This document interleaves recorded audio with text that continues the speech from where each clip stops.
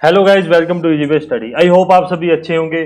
तो अपना टॉपिक चल रहा है टॉर्जन। इससे पहले एक वीडियो अपने बना चुके हैं, क्लासेस की हो चुकी है। चलिए अपने पॉइंट पे बात करते हैं कि इससे पहले अपने क्या पढ़ चुके हैं। Polar modulus of polar movement of inertia पढ़ चुके हैं। टॉर्जन इक्वेशन के बारे में पढ़ चुके हैं अपने। उसके उसके बाद टॉर्जन के बारे में, सबके बारे में अपनों ने पढ़ चुके हैं। आप पिछली क्लास अगर नहीं देखी है तो पहले वो देखिए ताकि आपको आज की क्लास समझ आ सके। तो आज अपने बात करते हैं पोलर मॉडुलस के बारे में। इसको हिंदी में कहते हैं ध्रुवीय, पता नहीं रह कहाँ लगेगा, मापांक। ठीक है, हिंदी में क्या कहते हैं? ध्रुवीय मापांक कहते हैं। इसको डिनोट किया जाता है जेड पी से। किससे डिनोट किया जाता है? जेड पी से। ठीक है, आप इतनी बात है, नॉर्मल बात समझा दी। अच्छा, इसका फॉर्मूला था Z P is equal to J upon में आर। जे क्या है उसके बारे में बात करते हैं, आर क्या है उसके बारे में बात करते हैं। जेड पी आप समझ गए क्या है? तो पोलर मॉडुलस है, ध्रुवीय मापांक है। जे का मतलब है पोलर मूवमेंट ऑफ इनर्शिया और आर का मतलब है रेडियस ऑफ शाफ्ट। ध्रुवीय एक बार लिख देता हूं आपको। ध्रुवीय जड़ता आघूर्ण। आप हिंदी इंग्लिश में, अब मुझे नहीं लगता आप कंफ्यूज हो गए अगर आपने पहली क्लास देखी है। आपको पता है कि पोलर मॉडुलस और मूवमेंट ऑफ इनर्शिया किसको कहते हैं। ये मॉडुलस और मूवमेंट में ना बहुत ज़्यादा कंफ्यूजन हो जाती है। हाँ, तो एक बार सभी रिपीट करेंगे। क्या किसे कहते हैं? Z P is equal to J upon में R, polar movement of inertia और रेडियस ऑफ शाफ्ट के अनुपात को क्या कहते हैं? अपने ध्रुवीय मापांक कहते हैं। डेफिनेशन क्या निकल के आती है अपने? The ratio of polar movement of inertia, PMI मतलब polar movement of inertia, and radius is cold PM। PM प्रधानमंत्री नहीं, PM मतलब पोलर मॉडुलस। आप जो डेफिनेशन लिखोगे अपनी कॉपी में उसको पूरा लिखना है। ये मत लिखना PMI और PM लिख दो और बाद में आपको समझ ही ना आए।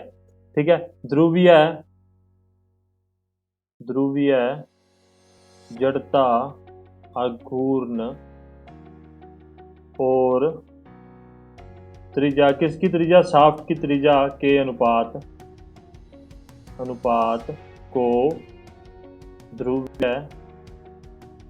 ध्रुवीय मापांक कहते हैं। आई थिंक मापांक ही कहते हैं, हाँ ध्रुवीय मापांक कहते हैं। इतनी बात है, डेफिनेशन आप समझ चुके हो। उससे आप डेफिनेशन से चाहे फॉर्मूला निकाल लो, चाहे फॉर्मूले से डेफिनेशन निकाल लो, इतनी बात आपको समझ आ गई होगी। चलिए आगे बात करते हैं। देखिए, दोनों शाफ्ट को अपने पैरेलल लेके चल रहे हैं। आपके सिलेबस में दोनों शाफ्ट है, सॉलिड और होलो। ठोस शाफ्ट भी है और खोखली भी है, तो उसको दोनों को पैरेलल लेके चलते हैं। सॉलिड जिसे अपने ठोस कहते हैं और होलो खोखली। सॉरी। तो अभी फॉर्मूला क्या था अपने पास? Z P is equal to J upon में आर। जे को अपने एग्जामिनर आपसे IP भी पूछ सकता है, आप उस चीज़ का ये मत सोचना कि कहाँ से आ गया। तो जे क्या होता है अपने पास? जे अपने क्या लेते हैं? अपने पोलर मूवमेंट ऑफ इनर्शिया पढ़ा होगा, ध्रुवीय जड़ता आघूर्ण पढ़ा होगा, तब आपको पता होगा। जे अपने लेते हैं π/32 इंटू D⁴। आप सभी को ये चीज़ पता है, किसी को कोई प्रॉब्लम नहीं होगी। आई होप आपने अगर क्लासेज लगाई है तो। क्या क्या होता है? जे की वैल्यू अपने क्या लेते हैं? π/32 D⁴। ये सब आपको पता है, कहाँ से आई कैसे आई वो अपनी बात हो चुकी है। आर को अपने क्या लिख सकते हैं? आर को अपने D/2 लिख सकते हैं। आई होप आपको इस चीज़ में कोई डिफिकल्टी नहीं होगी D/2 लिखने में। विमा नहीं, क्या आर डायमीटर का आधा ही तो होता है रेडियस, तो इसको D/2 लिखेंगे। D/2 सिंपल मैथमेटिक्स है, सिंपल गणित है। आप इंजीनियर हो, आपको पता होगा। इसको यहाँ से काटा और इसको यहाँ से काटा। जेड पी अपने पास क्या निकल के आया? π/16 D⁴। ये अपने पास क्या निकल के आया? जेड पी की वैल्यू। जेड पी मतलब क्या है? पोलर मॉडुलस, ध्रुवीय है मापांक की अपने पास वैल्यू निकल के आ गई है। इजी वे में, इजी आसानी से आपको समझा दिया, कोई प्रॉब्लम नहीं होगी। इसी प्रकार से अपने अभी देखेंगे होलो शाफ्ट के लिए क्या होगा। J/R होलो शाफ्ट के लिए जे क्या होता है, मैं pi by 32 capital D minus small D की पावर 4। ये होता है क्या, पोलर मॉडुलस, मैं फिर कंफ्यूज हो रहा हूँ। पोलर मोमेंट ऑफ इनर्शिया क्या होता है, पाई बाई 32 डी की पावर 4 माइनस स्मॉल डी की पावर 4। आर अपने डी बटा में 2 लेंगे, इससे ये कट जाएगा। ज्यादा ज्ञान मत लगाना, ये डी कटेगा नहीं, फिर मैं कह रहा हूँ डी नहीं कटेगा। मैं समझा इसीलिए रहा हूँ, कई बार अपने भूल जाते हैं, आप करके देख सको एग्जाम में, अपने पास सफिशिएंट टाइम है तो आप आसानी से उस चीज को देख सकते हैं। तो जेड पी अपने पास क्या निकल के आएगा, पाई बाय 16 डी की पावर 4 माइनस स्मॉल डी की पावर 4 बटा में टी। आई होप आपको ये चीज़ समझ आ गई होगी। एक बार फिर रिपीट कर देता हूँ। जेड पी, मैं पेन चेंज कर लूँ ताकि आपको समझ आ जाए। कोई अच्छा सा पेन लेते हैं, बोर हो चुका हूँ मैं इससे, रेड और ब्लू से। कहाँ गया, मेरे तो दिखते ही नहीं है। नहीं, चेंज करूँगा, एक सेकंड रुक जाओ यार, ये सही नहीं है। हाँ, रेड और ब्लू ही सही है। तो Z P is equal to J upon में आर। जे कैसे लेंगे, जे किस चीज़ को कहते हैं, पाई बाई 32 डी की पावर 4। आर क्या होता है, आर होता है डी बटा में 2। तो आसानी से अपने इस चीज़ की वैल्यू रखना है, काटापिटी करनी है। पाई बाई 32 डी 4 डी बटा में 2, इससे ये काट दिया है, एक डी से डी कट जाएगा, तो डी बटा डी की पावर 3 अपने पास निकल के आएगी। Z P is equal to क्या होता है, वही सेम चीज। आई पी होलो शाफ्ट के लिए अपने क्या लेंगे, तो डी की पावर 4 माइनस डी की पावर 4। यहाँ पे डी बटा 2 से यहाँ 32 कट जाएगा 16 से, और डी की पावर 4 माइनस डी की पावर 4 और बटा में डी है। एग्जाम पॉइंट ऑफ व्यू से इंपॉर्टेंट है। अपने एमसीक्यूज देखेंगे टोर्जन के। आर एस खुरमी में फिर बार बार एक चीज प्रेफर कर रहा हूँ, आर एस खुरमी यदि आप लोगों को पूरी कर लेते हो देन आपको, आपके लिए सफिशेंट है। आप उस एग्जाम में, मैं 100% तो नहीं बोलता, पर टेक्निकल में आप 95% क्वेश्चन सही करके आओगे। मैं 95% क्वेश्चन की गारंटी लेके चल रहा हूँ, मैं 100 नहीं बोलता। मैं इस चीज़ का नहीं कहता कि मैं अगर आपको पढ़ा रहा हूँ तो 100 के 100 आप सही करके आओगे, बट मैं ये कह रहा हूँ कि जो पढ़ाया गया 95% उससे आएगा। चलिए आगे बात करते हैं, आगे मूव करते हैं। इतनी बात आपको समझ आ गई होगी। देन अपने देखते हैं टोर्जन फॉर सॉलिड शाफ्ट। अगर आपने मेरी पहले जो मैंने क्लासेस डिलीट की है उसमें देखा होगा, तो मैंने आपको एक फॉर्मूला बताया था, T is equal to pi by 16। क्या था वो, टी मैक्स, अपने मतलब यहाँ मैक्सिमम निकालेंगे, T max is equal to pi by 16 तो डी 3। ये वो फॉर्मूला था। चलिए इस पे बात करते हैं, ये आया कहाँ से। ठीक है, इसको इरेज कर दो, आप कंफ्यूज ना हो जाएं, पता नहीं कहाँ से क्या लिख दिया। तो ठोस शाफ्ट के लिए अपने मरोड़ निकालते हैं, कैसे आए देखो। ये सभी को पता है ये चीज, टी अपोन में जे और उसके बाद में टो अपोन में आर अपने लेके चलेंगे। ये चीज सभी को पता है, किसी को मुझे लगता नहीं है कि आपको प्रॉब्लम होगी। कहाँ से लिया है, मरोड़ समीकरण से लिया है। ठीक है, आप हेडिंग डाल लेना, टोर्जन फॉर सॉलिड शाफ्ट कैसे निकला वो अपने बात करते हैं, फिर देखेंगे एग्जाम पॉइंट ऑफ व्यू से क्या इंपॉर्टेंट है। तो टी निकालना है, इसको इधर ले जाएंगे, तो T is equal to J upon में आर इंटू में तो जे अपोन में आर आप लोगों ने कहाँ देखा होगा, जे अपोन में आर अपना होता है जेड पी इंटू तो इज इक्वल टू टी। तो जेड पी आप सभी को आई होप समझ आ गया होगा। मैं एक बार फिर रिपीट कर देता हूँ, क्योंकि मेरे फादर साहब आ गए थे तो वो मेरे को देख रहे हैं, मुझे हेजिटेशन हो रही है उस चीज़ से, अभी वो चले गए हैं। तो चलिए मैं उस चीज़ को रिपीट कर देता हूँ, सॉरी थोड़ा सा डिस्टर्बेंस के लिए। देखिए ये जे इधर जाएगा, तो T is equal to J upon में आर इंटू में तो जे अपोन में आर क्या होता है, जेड पी होता है। किसके लिए निकाल रहे हैं, सॉलिड शाफ्ट के लिए। सॉलिड शाफ्ट के लिए जेड पी क्या होगा, ये रहा, क्या होगा, पाई बाय 16 डी 3। आई होप इतना समझ आ गया होगा। तो इसको अपने लेके चलेंगे, T is equal to pi by 16 तो डी 3। ये क्या है, टी मैक्सिमम है, अधिकतम है, टॉर्क कैसे निकालेंगे, आपको फॉर्मूला समझा दिया। एक चीज़ अभी वेट कीजिए, अभी आपको एक चीज़ दिखाता हूँ। मैं कोई बुक पढ़ रहा था, मैंने वो बुक से जब आपने कहा मुझे कि नहीं सर हमें थोड़ा लेवल अप करके बताना है, तो मैंने काफ़ी बुक्स पढ़ी। देखो मैं सीधी बात करता हूँ, तो मैंने जो आपको फॉर्मूला निकाल के अभी बताया है ना, तो उस बुक ने वो ऐसे बता रखा है। ये पूरा एक प्रॉपर डेरिवेशन है। यहाँ से मैंने ये डेरिवेशन नहीं पढ़ा, मैं पहले ही बता रहा हूँ, मैं इतना ज्ञानी नहीं बनना चाहता मैं डेरिवेशन पढ़ूँ, क्योंकि ये मेरे काम का ही नहीं है, तो मैं इसलिए कोई फालतू की चीज़ नहीं पढ़ता। तो आखिरी में उसने यहाँ देखोगे ना आप, तो ये फॉर्मूला निकाल दिया। अब आप खुद सोचिए कि कहाँ ये फॉर्मूला निकालना, कहाँ अपने टॉर्क मैक्सिमम ऐसे निकाल रहे हैं और कहाँ पे अपने ये टॉर्क मैक्सिमम ये ऐसे निकाल रहे हैं। तो आप गलत जगह नहीं हो, इस चीज़ के बारे में आपको बताने के लिए मैंने कहा है, मतलब इस चीज़ के बारे में आपको बता रहा हूँ। तो टी अपॉन में जे, आप इस चीज़ को समझ गए होंगे। टी मैक्स एक बार फिर लिख देता हूँ, अपने सभी रिपीट करेंगे। T max equal to pi by 16। तो D3 कैसे आया वो अपनों ने बात कर चुके हैं, उस चीज़ के बारे में आपको प्रॉब्लम नहीं होगी। जे बटा में यार जेड भी लेते हैं, चाहे आप वैसे भी निकाल सकते हो, आप निकालना चाहते हो, पर अभी अपने बात करके हटे हैं तो टाइम नहीं वेस्ट करेंगे। ये इस चीज़ के बारे में मुझे वास्तव में बहुत हंसी आती है कि इन डेप्थ पढ़ना इसको कहते हैं, और ये आपके काम का नहीं है। उसी प्रकार से सेम जैसे अपने ने पीछे देखा है, वही सेम कंसेप्ट है। टी अपॉन में J is equal to tau upon में R, T is equal to J upon में आर इंटू में टो। होलो साफ्ट के लिए बात करेंगे, सॉरी मैंने आपको बताया नहीं, खोखली साफ्ट के लिए अपने बात करेंगे।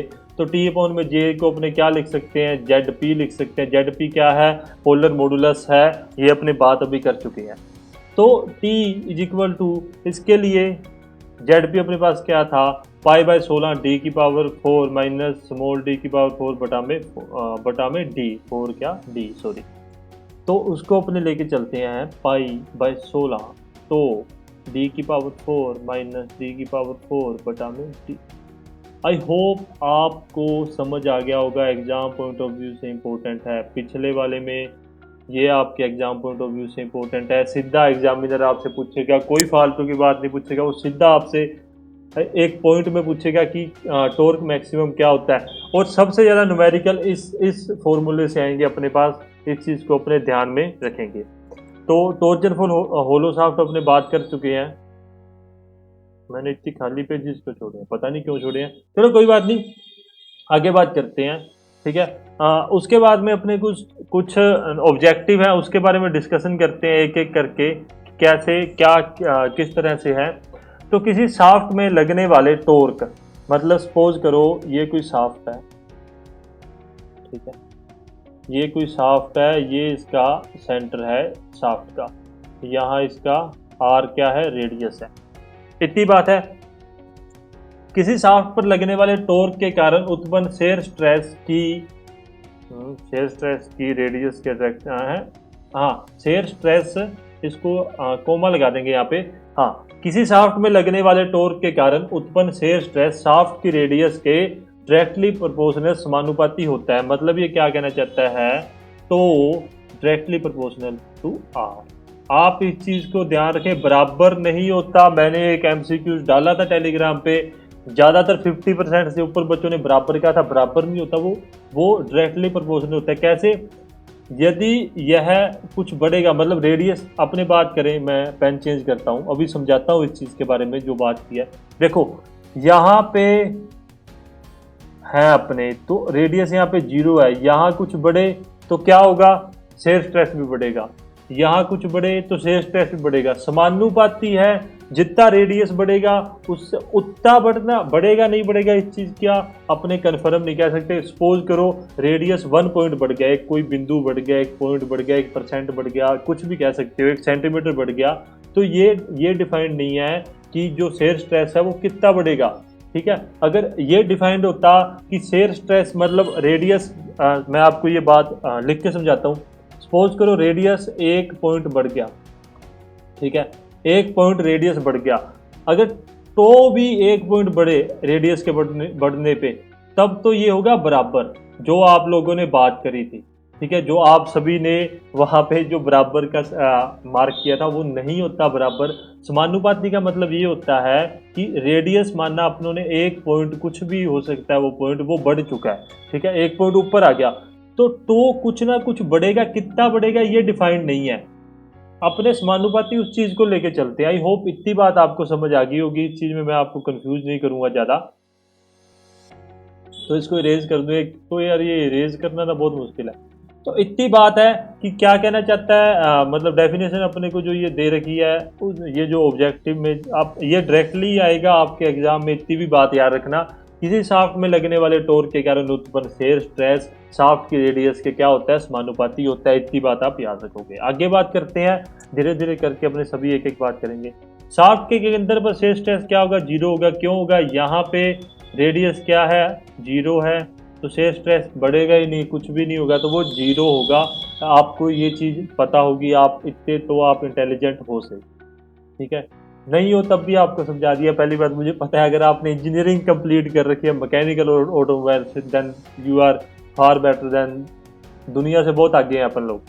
तो शाफ्ट की परिधि पर शेयर स्ट्रेस का मान मैक्सिमम होगा। कैसे होगा, देखो यहाँ पे समानुपाती है, वही कंसेप्ट लेके चल रहा हूँ, पर एक ऑब्जेक्टिव पॉइंट ऑफ व्यू से आपको सभी चीज़ें समझा रहा हूँ कि इससे भी ऐसे भी पूछ सकता है एग्जामिनर आपसे ऐसे भी पूछ सकता है। तो इसको आप लिखोगे ऑब्जेक्टिव हेडिंग दे के, देन आप ये 3-4 बातें लिखोगे अपनी कॉपी पे। तो ये क्या कहता है, अगर आर जीरो होगा तो भी क्या होगा, जीरो होगा। ये इतनी बात कह रहा है। आप अगर शॉर्ट लैंग्वेज में लिखना चाहते हो आप ऐसे लिखोगे। अगली बात ये कह रहा है, अगर आर मैक्सिमम होगा, ठीक है, तो भी क्या होगा, मैक्सिमम होगा। इतनी बात कह रहा है। शेयर स्ट्रेस क्या होगा, मैक्सिमम होगा। कैसे, समानुपाती है तो आर अगर मैक्सिमम हो जाएगा, ठीक है, आर की परिधि मतलब सबसे ऊपर वाला हिस्सा कि वहां पे पैरामीटर भी उसके, तो वो वहां क्या क्या होगा, मैक्सिमम होगा, क्योंकि वो समानुपाती है। उससे ऊपर तो रेडियस जा ही नहीं सकता ना। तो रेडियस का जो दायरा है वो परिधि तक है, वो पैरामीटर तक है, वो यहीं तक है, इससे ऊपर रेडियस जा नहीं सकता जो अपने डायग्राम बनाया है। तो आर मैक्सिमम होगा तो शेयर स्ट्रेस भी मैक्सिमम होगा। आसान लैंग्वेज में आपको इतनी चीज समझा दी है। देन अपने बात करते हैं शेयर स्ट्रेस, शाफ्ट के लिए। शाफ्ट और रेडियस का अनुपात शाफ्ट के प्रत्येक बिंदु पर स्थिर रहता है। स्ट्रेस आएगा, शाफ्ट मैंने गलत लिखा है, मैं एक बार रीचेक कर लेता हूँ, मेरे पास लिखा हुआ होगा। हाँ, तो शेयर स्ट्रेस लिख लो इसको अपने। शाफ्ट के लिए शेयर स्ट्रेस और रेडियस का मान का अनुपात बराबर प्रत्येक बिंदु पर स्थिर रहता है, बराबर नहीं रहता। स्थिर मतलब क्या, कि यहाँ पे एक पॉइंट बढ़ेगा तो जो अपना शेयर स्ट्रेस है वो भी बढ़ेगा, उससे ऊपर जाएगा तो वो भी बढ़ेगा। ऐसे नहीं है कि यहाँ पे गया, मतलब सपोज करो 1 2 3 4, तो ये जो तीसरा पॉइंट है यहाँ पे जाने पे तो की वैल्यू कम हो रही है, ऐसा नहीं होगा। शेयर स्ट्रेस बढ़ेगा ही बढ़ेगा। आई होप मैं आपको ज़्यादा कंफ्यूज नहीं कर रहा हूँ इस फोर्थ पॉइंट में। मेरे को पता तीनों पॉइंट आपको समझ आ गए। फोर्थ पॉइंट में वो ये कहना चाहता है, जितना रेडियस बढ़ेगा उतना ही अपने क्या बढ़ेगा, शेयर स्ट्रेस का मान बढ़ेगा, इसलिए वो स्थिर रहेंगे। मैं आपको फिर से समझा देता हूँ। देखो ये कोई शाफ्ट है, ये उसका एक्सिस होगी। अरे आ जा यार। हाँ, तो यहाँ पे 1 2 3 4 5, मैंने 5.5 बिंदु बना दिए इसके ऊपर। यहाँ पे रेडियस बढ़ा तो शेयर स्ट्रेस बढ़ेगा, यहाँ पे रेडियस बढ़ा शेयर स्ट्रेस बढ़ेगा। ऐसा नहीं है, ये पॉइंट ये कहना चाहता है कि स्थिर रहेगा, जितना रेडियस बढ़ेगा उतना ही शेयर स्ट्रेस बढ़ेगा। ऐसा नहीं है कि यहाँ तीसरे पॉइंट पे पहुंचे अपने और शेयर स्ट्रेस कम हो गया, ऐसा नहीं होगा। स्थिर का मतलब है कि वो बढ़ेगा ही बढ़ेगा, वो एक कांस्टेंट तरीके से वो बढ़ेगा। आई होप अब आप समझ गए होंगे कि मैं क्या समझाना चाहता हूँ। ये चीज़ आप अपनी कॉपी में नोट डाउन करके रखना। देन अपने बात करते हैं टॉर्जनल रिजिडिटी। हिंदी में मैं देखता हूँ इसको कहते हैं मरोड़ दृढ़ता। मरोड़, हिंदी वाले प्लीज़ थोड़ा मेरे से चिढ़ना मत, ठीक है। आप ये मुझे गालियाँ निकालते हो यार, इसको तो हिंदी नहीं आती, तो ऐसा कुछ नहीं है। इसको एक चीज़ और कहते हैं, स्टिफनेस इसे कहते हैं। स्टिफनेस को अपने कड़ापन लिख सकते हैं। एक सेकेंड गाइस। हाँ जी, तो मरोड़ दृढ़ता और कड़ापन अपने देखते हैं। सबसे पहले अपने बात करते हैं डेफिनेशन वगैरह के बारे में, अपने बाद में डिस्कस करेंगे। सबसे पहले अपने देखते हैं होता क्या है, कैसे निकलता है। पॉइंट पे बात करते हैं कहाँ से आता है। टी अपॉन में जे, सी थीटा अपॉन में एल, ये आप सभी ने पढ़ा है ना। कहाँ पढ़ा है, अपनों ने मरोड़ समीकरण के अंदर पढ़ा है, आसानी से, ठीक है, आपको समझ आ गया। अब अपनों ने 2-3 चीजें करनी है इसके अंदर, इधर उधर लेके जाना है इसको। देखो, इसको अपने इधर मल्टीप्लाई करते हैं और इसको अपने इधर मल्टीप्लाई कर दें और इसको अपने इधर ऊपर मल्टीप्लाई कर दें। तो क्या निकल के आएगा वो उसकी बात करते हैं, कंफ्यूज मत हो जाना। टी अपॉन में एल बटा में theta is equal to C into में जे। ये होती है मरोड़ दृढ़ता। मरोड़ दृढ़ता कितना हार्ड वर्ड लगता है ना, टॉर्जनल रिजिडिटी, पर हिंदी वालों के लिए वो आसान है। यही होती है टॉर्जनल रिजिडिटी। बस आसान भाषा में समझाऊं। अब अपने बात करते हैं, ये तो हो गया टेक्निकल लैंग्वेज में, आपको डेफिनेशन भी आगे बताऊंगा। आसान भाषा में समझाऊंगा आपको। सपोज करो ये पेन है, आपको शायद दिख रहा होगा। मैं इधर ले लेता हूँ, मेरी वाइट उस पर आपको सही दिखेगा ब्लैक कलर से। तो मैं इसके ऊपर स्ट्रेस टॉर्क लगा रहा हूँ, टॉर्क लगा रहा हूँ ना, तो इसके अंदर मरोड़ उत्पन्न हो रहा है। परंतु अब मैं इस पर टॉर्क लगा रहा हूँ तो ये मुड़ नहीं रहा, ये पेन में कोई भी मरोड़ उत्पन्न नहीं हो रहा है उसका। हाँ, तो मरोड़ कोई भी उत्पन्न नहीं हो रहा है। उसका एक रीजन है, क्योंकि इसकी मरोड़ दृढ़ता ज़्यादा है। मतलब कितना दृढ़ है वो, कितना वो प्रतिरोध कर रहा है मरोड़ का, उसको अपने कहते हैं मरोड़ दृढ़ता। आई होप अब आप समझ गए होंगे, आसान भाषा में समझा दिया।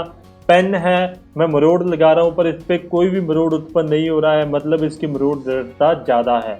ठीक है, जब मरोड़ दृढ़ता अपने पार कर लेंगे, ठीक है, उसके बाद में अपना ये चीज़ घूमना चालू हो जाएगा, इसमें मरोड़ उत्पन्न हो जाएगा। आसान लैंग्वेज में आपको इजी वे में अपने समझा दिया। तो चलिए अपने बात करते हैं T into L theta is equal to C into में जे। इन दोनों में से आपसे एग्जामिनर कोई भी पूछ सकता है, फर्स्ट और सेकंड, आपके लिए दोनों ही इंपॉर्टेंट हैं। इससे ही अपने अपनी डेफिनेशन भी बना लेंगे। डेफिनेशन बनाना बहुत शौक है, अगर आपको चीज़ पता है तो आप डेफिनेशन बना सकते हो। क्या है आप इसके बारे में, कृत्रिम मापांक वह ये क्या है, पोलर मूवमेंट ऑफ इनर्शिया। मैं आपसे पूछ रहा हूँ ये क्या है, सॉरी। तो सी क्या है अपने पास, कृत्रिम मापांक वह ध्रुवीय जड़त्व आघूर्ण के गुणनफल को क्या कहते हैं, मरोड़ दृढ़ता कहते हैं। अब डेफिनेशन बनाना इतना इजी है ना, इतना इजी है जिसकी कोई हद नहीं है, ज़्यादा कंफ्यूज नहीं होते डेफिनेशन में। तो चलिए सबसे पहले अपने बात करते हैं डेफिनेशन के ऊपर। होता क्या वो समझा दिया, इजी लैंग्वेज में समझा दिया। किसी शाफ्ट के मॉडुलस ऑफ रिजिडिटी, हाँ मॉडुलस ऑफ रिजिडिटी तथा पोलर मूवमेंट ऑफ इनर्शिया के गुणनफल को टॉर्जनल रिजिडिटी कहते हैं। इसको क्या कहते हैं, कृत्रिम मापांक, इसको कहते हैं ध्रुवीय जड़ता आघूर्ण। एक बार सभी रिपीट करेंगे। क्या होता है कि किसी शाफ्ट के कृत्रिम मापांक तथा ध्रुवीय जड़ता आघूर्ण के गुणनफल को मरोड़ दृढ़ता कहते हैं। आसान लैंग्वेज में समझा दिया, कोई आपको परेशान होने की जरूरत नहीं है। मैंने आपके लिए फुल एनिमेशन लगाई है, कोई घबराने की जरूरत नहीं है, अपने आराम से पढ़ेंगे, कोई प्रॉब्लम नहीं है। तो शाफ्ट की इकाई लंबाई में, अरे यार हाँ ये थोड़ा सा, हाँ ये अपने लिखा था ना टी इंटू में क्या लिखा था, एल बटा में थीटा। तो देखो शाफ्ट की इकाई लंबाई, ये लंबाई इकाई में इकाई मरोड़ उत्पन्न करने, मरोड़ यहाँ आएगा, उत्पन्न करने वाले टॉर्क को शाफ्ट की टॉर्जनल रिजिडिटी कहते हैं। मतलब वही बात मैं आपको कहना चाहता हूँ, इकाई लंबाई में इकाई मरोड़ उत्पन्न, मतलब मरोड़ चालू करना है ना, तो उसको क्या कहते हैं, उससे पहले की स्थिति को टॉर्जनल रिजिडिटी कहते हैं। आसान भाषा में समझा चुका हूँ, डेफिनेशन बता चुका हूँ, कॉपी में नोट डाउन कर लेना, जो किसी काम की नहीं है, काम की चीज़ आपको दो बता चुका हूँ। देन अपने बात करते हैं, इससे आगे अपने बात करेंगे यूनिट के बारे में। यूनिट रहेगी आपको, यूनिट क्या होती है इसकी, मैंने आपको शायद उसकी भी नहीं बताई है, 2-3 चीज़ों की यूनिट बतानी रहेगी है, मैं वापस से डिस्कस करेंगे। मैं कोई चीज़ छोड़ना नहीं चाहता हूँ, मैं फिर आप मुझे कहोगे आप बाद में बैठे मुझे गालियाँ निकाल रहे हो। देखो इसकी जो यूनिट होती है पोलर मॉडुलस, हाँ पोलर मॉडुलस की यूनिट बताता हूँ आपको। सबसे पहले पोलर मूवमेंट ऑफ इनर्शिया की यूनिट के बारे में बात करते हैं। सॉरी मैं आपको बताना भूल गया था, मेरे माइंड से स्किप हो जाता है यार कई बार, माफ़ कर देना। तो पोलर मूवमेंट ऑफ इनर्शिया का यूनिट क्या होती है, मीटर की 4। बस ये बात याद रखना, क्या होती है मीटर की 4। कैसे होती है, अब आप ये कहोगे π/16 d की पावर 4, 64 d, 64 नहीं 32 आएगा, 32। यार मैं आपको इसको नए पेज पर समझाना पसंद करूँगा, रुक जाओ। देखो सबसे पहले अपने आई की बात करते हैं, मूवमेंट ऑफ इनर्शिया, इसकी यूनिट क्या होती है। देखो π/64, अपने शाफ्ट के रिगार्डिंग ही बात करेंगे, मैं फालतू की बात नहीं समझाऊंगा, मैं बार बार ये चीज़ कह रहा हूँ। d4 तो इनकी तो कोई यूनिट है ही नहीं, तो इसकी यूनिट होगी मीटर की 4। ठीक है, उसी प्रकार से अपने जे की बात करें, क्या है जे, ध्रुवीय जड़ता आघूर्ण।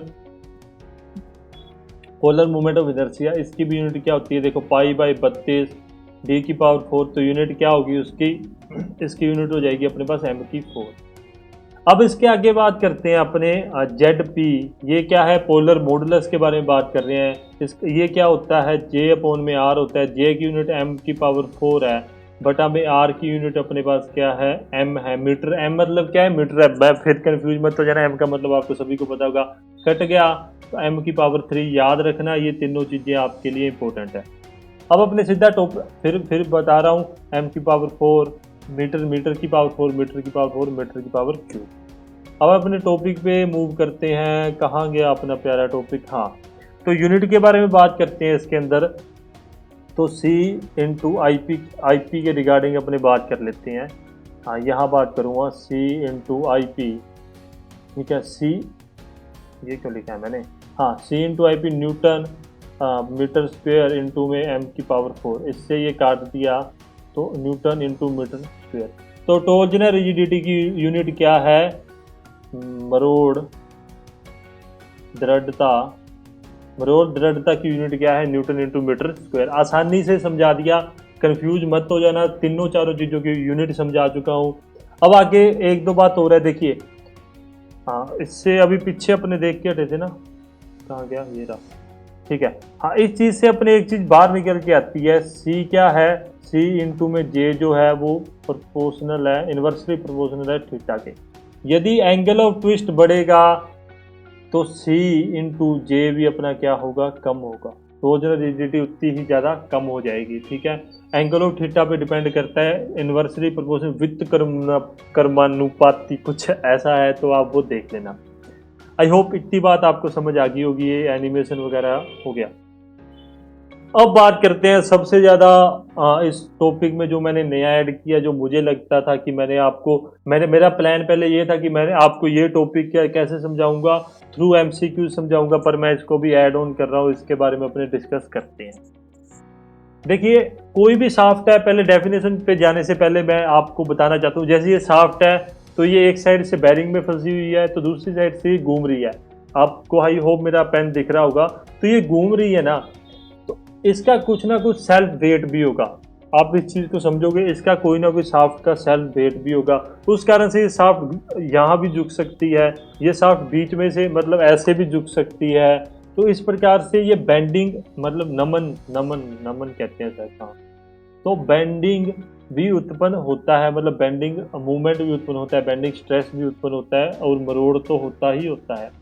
तो इन दोनों के रिगार्डिंग जो फॉर्मूलाज वगैरह अपने पास हैं, अपने उसके ऊपर डिस्कशन करते हैं। देखिए, सबसे पहले अपने डेफिनेशन पे बात करते हैं। हिंदी वाले घबराना मत, इंग्लिश में लिखी हुई आपको आसान भाषा में समझा दूंगा, आप जो मर्जी लैंग्वेज में लिखना, जिस लैंग्वेज में आपको पसंद है। देखिए, when A shaft is transmitting torque and power, जब कोई शाफ्ट है वो टॉर्क को संचरित करती है, ऊर्जा को संचरित करती है, it is subjected to shear stress. Shear stress लगता है, कृतन प्रतिबल लगता है, ये अपने बात कर चुके हैं सभी चीज़ों के बारे में, तो इस चीज़ में आप कन्फ्यूजन नहीं होगे। एट द सेम टाइम, उसी समय, ठीक है, जब वो टॉर्क ट्रांसमिट कर रही है, जब वो टॉर्क संचरित कर रही है, the shaft is also subjected to bending movement due to gravity and self weight, मतलब उसके खुद के वेट के कारण या गुरुत्वाकर्षण के कारण उसमें एक बेंडिंग मूवमेंट भी लगेगा, कि यदि वो इस प्रकार से है तो वो अपने वेट के कारण नीचे झुकने की कोशिश करेगी शाफ्ट। इतनी बात है, पेन से समझा रहा हूँ, वो पेन के द्वारा समझो अभी आप। तो ये जो सॉरी, हाँ, तो ये जो बेंडिंग मूवमेंट है ये नीचे झुकने की कोशिश करेगी। Due to bending movement bending stress is also set up in the shaft. Bending stress क्या होता है, अभी उसके ऊपर एक एक करके अपने बात कर लेंगे, ठीक है, ऐसे हुआ ही है बेंडिंग स्ट्रेस का, भी वो भी अपने देख लेंगे, कोई घबराने की बात नहीं है, ठीक है। तो बेंडिंग मूवमेंट के कारण बेंडिंग स्ट्रेस भी उत्पन्न होता है। अब अपने बात करें बेंडिंग स्ट्रेस होता क्या है, सबसे पहले अपने उसके बारे में बात करें। बेंडिंग मूवमेंट का प्रतिरोध करने वाले स्ट्रेस को अपने क्या कहते हैं, बेंडिंग स्ट्रेस कहते हैं। इतनी बात से आपकी बात क्लियर करता हूं मैं, क्या होता है बेंडिंग स्ट्रेस। देखो, इसके ऊपर बेंडिंग मूवमेंट लग रहा है, ये ऐसे झुक रही है, ठीक है, ये जो शाफ्ट है ये ऐसे झुक रही है, पर अगर मैं इसको टाइट पकड़ रहा हूँ और यहाँ पे फोर्स लगा रहा हूँ, या इसके सेल्फ वेट के कारण ये झुक नहीं पा रही है, ठीक है, तो इसकी बेंडिंग स्ट्रेस क्या है, ज़्यादा है। इस चीज़ का प्रतिरोध जो करता है बेंडिंग मूवमेंट का, तो उसको उस स्ट्रेस को अपने बेंडिंग स्ट्रेस कहते हैं। Hence is each particle in the shaft subjected to shear stress and bending stress. मुंह दुखने लग गया आज मेरा।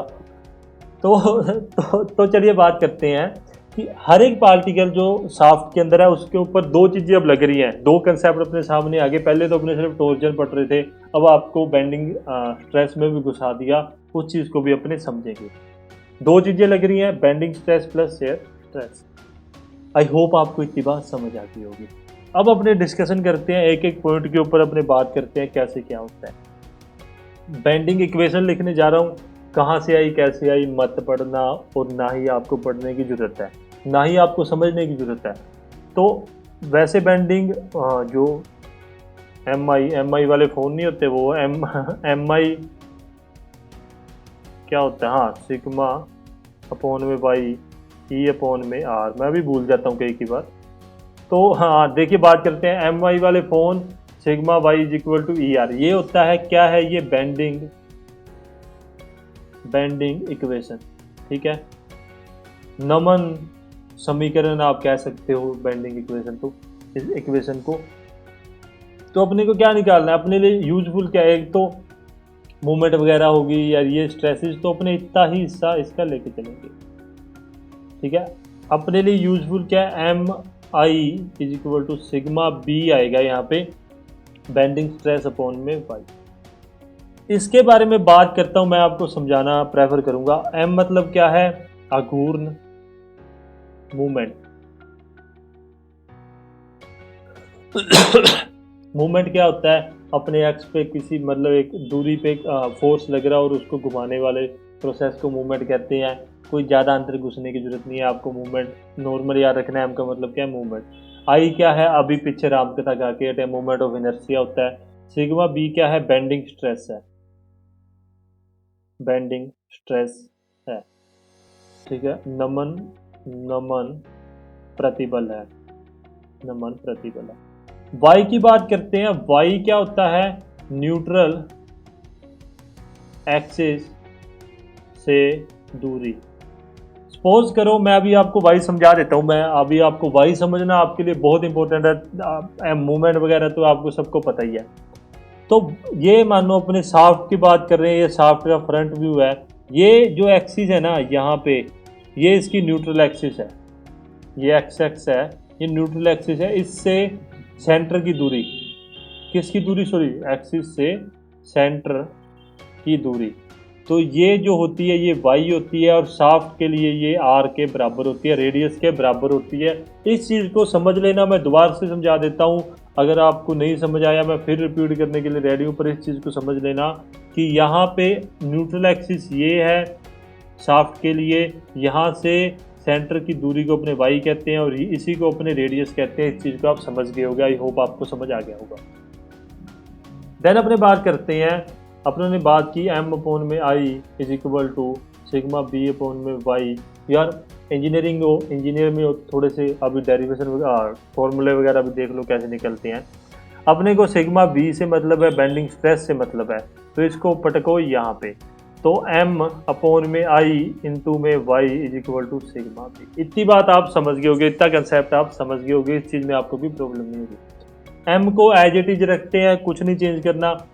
सर्कल के लिए ठीक है, सर्कल के लिए अपने सॉलिड शाफ्ट के लिए अपने मान के चलते हैं, तो अपने पास मोमेंट ऑफ इनर्शिया क्या था, पाई बाय 64 डी की पावर 4, यही बात थी। वही चीज़ अपने नीचे लिखेंगे, पाई बाय 64 डी की पावर 4 इंटू में डी बटा में 2, ठीक है। लगभग ये किसके बराबर हो गया, वो उसी अपने कंसेप्ट के बराबर, क्या पोलर मॉडुलस के बराबर में। फिर भी अलग चीज़ है तो अपने समझेंगे इस चीज़ को। काटा, ये भी काटा पीटी करो, वो बन जाओ, कसाई बन जाते हैं अपने कसाई, कोई प्रॉब्लम नहीं है। तो चलिए बात करते हैं। मुझे लगता है मैं आज ज़्यादा ही हंस रहा हूँ, पता नहीं क्यों, पर बढ़िया मूड में है, पढ़ते हैं अपने। हाँ तो अपने बात करते हैं sigma b is equal to क्या है। अब अपने क्या देख सकते हैं, यहाँ पे 32 रह गया, तो 32m बटा में पाई d3। इतनी बात किस किस को समझ नहीं आई है तो मैं एक बार फिर से रिपीट कर देता हूँ, जिसको आ गई है वो दोबारा से फिर समझ लो। ये फॉर्मूला था, इसको y यहाँ पे पटक दिया अपनों ने। पेन चेंज कर लूँ, आपको कंफ्यूजन ना रहे, हरा पेन लेंगे इस बार। तो वाई यहाँ इधर पर रख दिया, इसकी वैल्यू रख दी π/64 D4, वाई की वैल्यू रख दी D/2। तो इससे अपने पास क्या निकल के आया, 2 से इसको काटा 32 और यहाँ पे D से एक D कट गया, तो अपने पास निकल के आता है। मैं एक बार रीचेक कर लूँ, देखो मैं हमेशा रीचेक करता हूँ, मुझे नहीं पता, मैं इस चीज़ में परफेक्ट नहीं मानता अपने आप को, मैं चेक करता हूँ। तो ये चीज़ अपने पास निकल के आ चुकी है। कहाँ से आई कैसे आई ये चीज़ आप समझ चुके हो। बेंडिंग स्ट्रेस का अपने पास फॉर्मूला कह सकते हो, इक्वेशन कह सकते हो, निकल के आ गई। सेम कंसेप्ट अपने मूव ऑन करते हैं होलो शाफ्ट के लिए, साथ साथ पैरेलल लेके चल रहा हूँ मैं, फिर आपको रिपीट कर रहा हूँ, मैं आपके लिए होलो शाफ्ट और सॉलिड शाफ्ट दोनों पैरेलल लेके चल रहा हूँ। मेरे को लगता है आज की क्लास भी अपनी बहुत बड़ी हो जाएगी, पर आज आपका चैप्टर खत्म कर देंगे। तो होलो शाफ्ट और पैरेलल शाफ्ट की बात करते हैं, और सॉरी पैरेलल क्या, सॉरी होलो और सॉलिड शाफ्ट की बात करते हैं। तो वही अपने बात करनी है, m π/64 D⁴ minus D⁴ into D/में। तो इतनी बात है, इतनी बात आई होप समझ गए होगे, आपको इस चीज़ में कोई भी प्रॉब्लम नहीं होगी। चलिए, कहाँ गया मेरा पेन, एक तो ना ये पेन दिखता नहीं है, इसको इससे काटते हैं तो ऊपर यहाँ 32 है, 32M, यार 32M थोड़ी दिखना है, 3M लिख रहा हूँ मैं। हाँ, तो ये इसी पेन से लिखेंगे 32M = पाई, अभी इसको ना ऐसे लिख दो D/में D⁴ माइनस D⁴, इसको ऐसे लिख दो, आपको समझ आ जाएगा। ये बेचारा पाई अकेला रह गया, पाई को यहाँ पे लिख दो, ठीक है। इतनी बात है, इतना कंसेप्ट, आई होप आपको समझ आ गया होगा, किसी को कोई प्रॉब्लम नहीं होगी। क्या निकाला है अपनों ने, ये सिग्मा बी निकाला है, बेंडिंग स्ट्रेस निकाला है, किसी को कोई दिक्कत नहीं होगी। इतनी बात आपको दो चीज़ें समझाई है, वो समझ आ गई होगी। अब अपने आगे बात करते हैं, एक formula universal Tmax = π/16 to D3। हाँ, ये कहाँ काम आएगा अभी बताता हूँ, ये मत सोचने ये क्या फालतू की बातें करा रहे हैं, अभी आपके काम आएगा कहीं ना कहीं। एक तो ये बात याद रखना, और दूसरा सेकेंडली अपने ये बात याद रखेंगे, ठीक है। ये कहीं ना कहीं आपके काम में आएगा, तो इसलिए इसको ये मत सोचना कि कहाँ से मैंने आपको करवा दिया। तो चलिए मूव ऑन करते हैं, अपने आगे बात करते हैं। ये दोनों चीज़ें हो गई हैं, हाँ चल भाई। हाँ, तो यहाँ से अपने को bending stress, sorry share stress निकालना है, टो की वैल्यू निकालनी है, तो उसको कैसे निकालेंगे, T इंटू में 16 πD3। तो यहाँ से निकल गया, किसी को कोई प्रॉब्लम नहीं होगी। होलो शाफ्ट के बारे में बात की जाए, होलो शाफ्ट के बारे में क्या होगा, T = π/16 तो D⁴ माइनस D⁴ में D, ये होगा। इतनी बात है, इसको अपने उधर लेके जाएंगे तो टो = क्या हो जाएगा, T इंटू में 16 pi into D/में D⁴ minus D⁴। इतनी बात है, इतना कंसेप्ट है, दो चीज़ें आपको समझ आ गई होंगी, कहाँ से कैसे निकली है मैंने फिर बता दिया, याद रख लेना। अभी कुछ फॉर्मूला वगैरह देखते हैं, उसके ऊपर बात करते हैं, फिर अपने आगे चलते हैं। हो थक गया आज मैं थोड़ा सा, हाँ मेरी एनर्जी लेवल आई होप कम नहीं लग रही होगी, लग रही है तो जो पढ़ाने का वे है वो अपने कम नहीं हुआ है, तो उस चीज़ के बारे में आप मत सोचना। तो देन अपने बात करते हैं, इससे आगे चलते हैं। मैंने कितने खाली पेज छोड़ रखे हैं, बहुत छोड़ रखे हैं, कोई प्रॉब्लम नहीं है। अब अपने बात करते हैं एक दो चीज़ों के बारे में, है maximum normal stress. Maximum normal stress क्या होती है उसके बारे में देखते हैं। सिग्मा = सिग्मा बी की स्क्वायर, नहीं रुक जा, इसको रेज करो, फिर लिख दिया। हाँ, sigma B/2 plus under root sigma b की स्क्वायर यहाँ आएगी /2 प्लस टो की पावर 2। ये फॉर्मूला होता है मैक्सिमम नॉर्मल स्ट्रेसेस का, जो आपके एग्जाम पॉइंट ऑफ व्यू से इम्पोर्टेंट है। इसी से आपसे एग्जामिनर क्वेश्चन पूछता है, मतलब कैसे पूछता है वो बात करते हैं, पर ये फॉर्मूला भी आपको याद रखना है। किस चीज़ का, मैक्सिमम नॉर्मल स्ट्रेसेस का ये फॉर्मूला है। अब अभी पीछे अपने कुछ बातें करके हटे हैं, ये टो हो गया और सिग्मा बी हो गया, तो इसकी वैल्यू कहाँ रखनी है, इसकी वैल्यू आके अपने रखनी है यहाँ पे। अब अपने कंसेप्ट समझते हैं, अब आपको कंसेप्ट समझने में भी थोड़ा सा मजा आएगा। तो सिग्मा = देखो सिग्मा बी को अपने क्या लिखते, क्या लिया था अपनों ने, सॉरी हाँ ये लिखा हुआ 32m पाई डी की पावर 3, यही लिया था 32m 2 इंटू पाई डी की पावर 3 प्लस यहाँ पे भी वही सेम कंसेप्ट लेंगे 32m बटा में 2 इंटू पाई डी की पावर 3। ठीक है, यहाँ पे इस चीज़ को स्क्वायर में करना है, स्क्वायर में कर दो पूरे फुल फॉर्मूले को।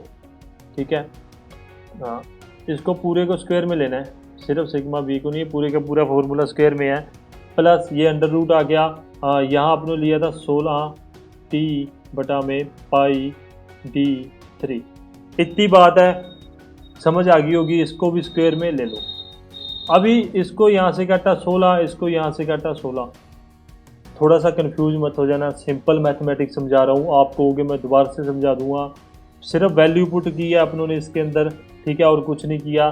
तो यहाँ से एक चीज़ कॉमन आ रही है 16 पाई डी 3, सभी पूरे के पूरे तीनों चीज़ों में से कॉमन आ रहा है, तो अपने कॉमन ले सकते हैं, आपको इस चीज़ में कोई प्रॉब्लम नहीं होगी। तो sigma is equal to sigma max लिख लो इसको। ठीक है, मैक्सिमम नॉर्मल स्ट्रेसेस की बात कर रहे हैं अपने, तो sigma max is equal to क्या हो जाएगा अपने पास 16 पाई डी 3। इतनी बात आप समझ गए हो। उसके बाद में क्या होगा m plus under root m square plus t. ये किस किस को समझ नहीं आया, मैं एक बार फिर रिपीट कर देता हूँ, आपको आई होप समझ आ गया होगा, नहीं आया तो आप दोबारा से समझो, और आ गया तो आप फिर से समझो। ठीक है, क्या किया 32, इस फॉर्मूले की बात कर रहा हूँ मैं, 32m बटा में 2 पाई डी 3, ये चीज़ रख दी। प्लस में अपनों ने अंडर रूट में क्या लिखा 32 इंटू में m बटा में 2 पाई डी 3, यही चीज़ लिखी हुई है का स्क्वेयर। प्लस अपनों ने 16t टो की वैल्यू रखेंगे पाई डी 3, टो की वैल्यू भी अपनों ने रख दी है। इस चीज़ को काट दिया तो सभी जगह 16, यहाँ पे भी 16, तो कॉमन निकाल लिया अपनों ने। यहाँ नीचे आप देखोगे यहाँ पे, तो इस चीज़ को अपनों ने क्या निकाल लिया, कॉमन निकाल लिया। इतना बात आपको, मुझे लगता है कि आपको समझ आ गई होगी कि किस प्रकार से इसको कॉमन निकालने के बाद में, हाँ मैं वो बता रहा था। तो ये m बचा, यहाँ पे m की स्क्वायर बची और यहाँ पे t की स्क्वायर बची, बाकी सारा कुछ बाहर आ गया। और ये अपना क्या है, ये अपना है maximum normal stresses for bending and torsion के लिए। इतनी बात आपको समझ आ गई होगी। अगर नहीं आई आप मुझे कमेंट में बता देना, मैं दोबारा से समझा दूँ। मैं टेलीग्राम पे वीडियो बना के अलग से आपको डाल दूंगा, टेलीग्राम आप ज्वाइन कर लेना जिसने नहीं किया। ठीक है, अब अपने बात करते हैं मिनिमम नॉर्मल। इसको नॉर्मल स्ट्रेसेज भी कह सकते हैं, इसको प्रिंसिपल स्ट्रेसेज भी कह सकते हैं, प्रिंसिपल स्ट्रेसेज भी अपने कह सकते हैं। तो इस चीज़ में आप ज़्यादा कंफ्यूज मत होना। तो सिग्मा मिनिमम क्या होता है अपने पास, सिग्मा बी की बटा में 2 प्लस माइनस, हाँ माइनस, मैं थोड़ा सा कंफ्यूज हो जाता हूँ उसके लिए सॉरी। हाँ, सिग्मा बी बटा में 2 की स्क्वायर प्लस में अपने लेंगे यहाँ पे, हाँ 2 की स्क्वायर। मैं एक बार रीचेक कर लूँ, मैं बार बार कहता हूँ, मैं आपको गलत इन्फॉर्मेशन नहीं देना चाहता, मैं बार बार रीचेक इसीलिए करता हूँ, मुझे आता है पर मैं फिर भी अपने पास कॉपी लेके बैठता हूँ कि कहीं ना कहीं मेरे माइंड से स्किप ना हो जाए, आपको वहाँ जाके मुझे गालियाँ मत निकालो। तो वही सेम कंसेप्ट है, वही पिछले वाली बातें हैं। आप इस चीज़ को निकाल के देखोगे, ये आपके लिए, आप होमवर्क समझ लो चाहे, ठीक है होमवर्क समझ लो, आप इस चीज़ को निकाल के देखोगे कि कैसे क्या होता है। यार मैं यहाँ पे ना आपको होलो भी समझाना चाहता हूँ, पर अपने उसके बारे में कंसेप्ट में बात कर लेंगे। ठीक है, सिग्मा मिनिमम क्या होता है अपने पास, अब अपने पास क्या आएगा पाई बाय सॉरी मैं वो टॉर्क मैक्सिमम लेके चल रहा हूँ, खिचड़ी पक रखी है ना दिमाग में वो भूसा भर रखा है। तो 16 पाई डी 3, यहाँ पे क्या आ जाएगा अपने पास m minus under root m की स्क्वायर प्लस t की स्क्वायर। इतनी बात आई होप आपको समझ आ गई होगी। ठीक है, इसमें आपको कोई प्रॉब्लम नहीं होगी, मैंने आपको इतनी बात आपको समझा दी है। ये कहाँ से आया कैसे आया वो भी बता दिया, ये आपके एग्जाम पॉइंट ऑफ व्यू से इम्पोर्टेंट है। अभी MCQs करेंगे अगली क्लास में, तब आपको इस चीज़ के बारे में समझ आ जाएगा। आई होप 2 चीज़ें समझ आ गई हैं। अब अपने इसी को अपने होलो के अंदर देख लेते हैं। अरे खत्म हो गया क्या, आप इस चीज़ को नोट डाउन कीजिए। अभी इसके अंदर अपने इसी चीज़ को पहले अपने होलो में देखते हैं, इस चीज़ को मिनिमम स्ट्रेसेस को अपने होलो में देखते हैं। होलो में क्या सिंपली अपने 16 डी बटा में पाई डी की पावर 4 माइनस डी की पावर 4। नहीं समझ आए आप निकालने के बाद अगर आपको नहीं समझ आए देन आप मुझे पूछ सकते हैं, मुझे कोई प्रॉब्लम नहीं है। टेलीग्राम पे मैं लगभग सभी का जवाब देता हूँ। मेरे पास कोई इतने ज़्यादा स्टूडेंट नहीं है, मेरे कोई इतने ज़्यादा सब्सक्राइबर नहीं है, तो सभी का जवाब मिलता है। ये तो हो गया मिनिमम, ठीक है, थीटा सॉरी सिग्मा मिनिमम, ठीक है। मैक्सिमम की बात करें, सिग्मा मैक्सिमम, जो भी ये पीछे अपने बात करके हटे इसके बारे में, तो होलो के लिए, किसके लिए है ये, होलो के लिए। कंफ्यूज मत हो जाना यार, आप कंफ्यूज हो जाओगे, मैं इरेज कर रहा हूँ इसको, रुक जाओ, ठीक है। तो आप कंफ्यूज हो जाओगे, मैं इसको इरेज कर रहा हूँ। सिग्मा मैक्सिमम किसके लिए, होलो के लिए। अभी सॉलिड के लिए अपने समझ चुके हैं, आप उस चीज़ को नोट डाउन कर सकते हैं, ये आपके एग्जाम पॉइंट ऑफ व्यू से इंपॉर्टेंट है। तो मैक्सिमम क्या होगा, 16 डी बटा में पाई डी की पावर 4 माइनस डी की पावर 4। इतनी बात, M plus under root M square plus t की स्क्वेयर। ये आपके एग्जाम पॉइंट ऑफ व्यू से इंपॉर्टेंट है। आप इतनी बात समझ के निकालना है। देखो मैं फिर कह रहा हूँ, रटना मत, निकालना सबसे पहला निकाल के दिखा दिया। यहाँ पीछे अपनों ने बात कर चुके हैं कैसे निकालना है, कहाँ से फॉर्मूले आए हैं, वो अपने बात कर चुके हैं। आप अब निकालना, आपको होमवर्क है ये। देन मिनिमम बात करेंगे अपने 16 डी डी की पावर 4 माइनस डी की पावर 4 बटा में एम, यहाँ माइनस अंडर रूट एम की स्क्वायर प्लस टी की स्क्वायर। दो बातें ये हो गई होलो के लिए। याद रख लेना, भूलना मत, रिक्वेस्ट वाली बात है। अगर आप भूल गए तो आप स्वाहा हो जाओगे, वहाँ पे कोई मतलब वाली बात नहीं, आप इस चीज़ को भूलना मत। नोट डाउन, वीडियो स्टॉप करके आप नोट डाउन कर सकते हो, कैसे निकला वो आप देख सकते हो। मेरे पास सॉरी पेज कम रह गए थोड़े से, तो इसको इरेज करते हैं। देन अपने बात करते हैं मैक्सिमम शेयर स्ट्रेस की। बेंडिंग स्ट्रेस निकालना सीख लिया, मैक्सिमम भी मिनिमम भी। अब अपने लिए इंपॉर्टेंट है शेयर स्ट्रेस निकालना। मैक्सिमम शेयर स्ट्रेस के लिए देखते हैं क्या फॉर्मूला होता है शेयर स्ट्रेस। तो मैक्सिमम इज इक्वल टू क्या होगा, sigma b maximum minus sigma b minimum. अभी जो अपने पीछे बात करके हटे हैं वो बटा में 2। ये इस चीज़ का फॉर्मूला है, इस चीज़ को याद रखना है, एग्जाम पॉइंट ऑफ व्यू से इंपॉर्टेंट है। सीधा फॉर्मूला याद रखो, कोई फालतू की बात मत याद रखना, सीधा फॉर्मूले पे आपको अवगत करवा रहा हूँ, तो उसी को याद रखना। पहले आपको बता दिया कहाँ से निकले हैं फॉर्मूले, इस चीज़ का इंपॉर्टेंस नहीं है, तो आपको सीधा फॉर्मूला ही बता रहा हूँ। तो इसको जब अपने सोल्व करेंगे तो अपने पास निकल के आएगा, आप सोल्व करके देख लेना। मैं टाइम नहीं वेस्ट करना चाहता आप लोगों का, आपके लिए भी कोई काम होना चाहिए, इसलिए आपको होमवर्क ही आपको दे रहा हूँ। तो इसके लिए निकल के आएगा 16 बटा में पाई d3 ब्रैकेट में under root M square plus t square. ये चीज़ निकल के आती है, इस चीज़ को आप याद रखोगे। क्या है ये, तो मैक्सिमम है, एग्जाम पॉइंट ऑफ व्यू से आपके लिए इंपॉर्टेंट है। हाँ एक बात और, ये इस चीज़ को सिर्फ जो अंडर रूट ही मैंने गलत बनाया है, एम बटा में T2 इज इक्वल टू, इस चीज़ को अपने क्या कहेंगे उस चीज़ के बारे में बात करते हैं। इसको कहते हैं इक्विवेलेंट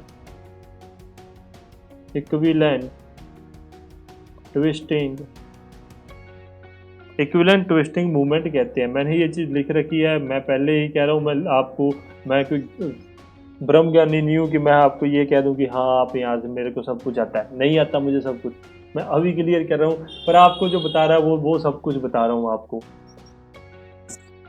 इतना कंसेप्ट था, इतनी बात थी, आसानी से आपको समझाती।